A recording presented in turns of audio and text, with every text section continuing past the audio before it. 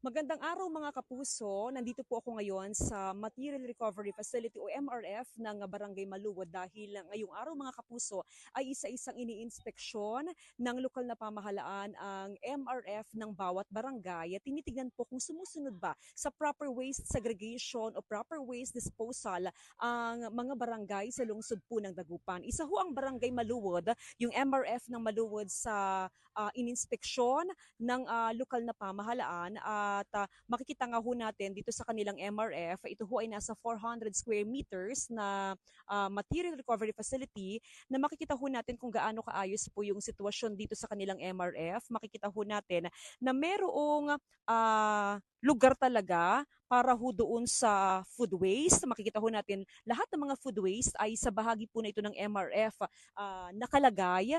Bukod sa food waste ay nakaseparate din mga kapuso yung pinaglalagyan ho ng mga plastic, mga PET bottles, at maging yung mga karton.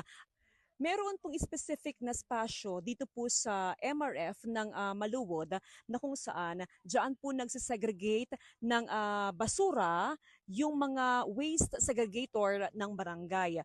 Meron pong 2 hanggang 3 po na waste segregator ang Barangay Maluwod para po masegregate po nila yung mga basura. At bago ho yan kolektahin syempre ng Waste Management Division. Tuloy-tuloy po ang ginagawang inspeksyon ng lokal na pamahalaan sa mga MRF para makita nga ho kung talagang sumusunod nga po ba sa guidelines ang iba't ibang mga barangay at kung napapanatili po yung kaayusan sa mga material recovery facility ng syudad po ng Dagupan. Ang panawagan po ng lokal na pamahalaan sa iba't ibang mga barangay sa lungsod po ng Dagupan ay sumunod doon sa ipinapatupad po na ordinansa pagdating po sa proper disposal ng mga basura. At syempre, number one po dyan yung pag-segregate sa basura dahil ayon po sa lokal na pamahalaan, hindi po kukolektahin ang mga basurang hindi na segregate sa mga barangay.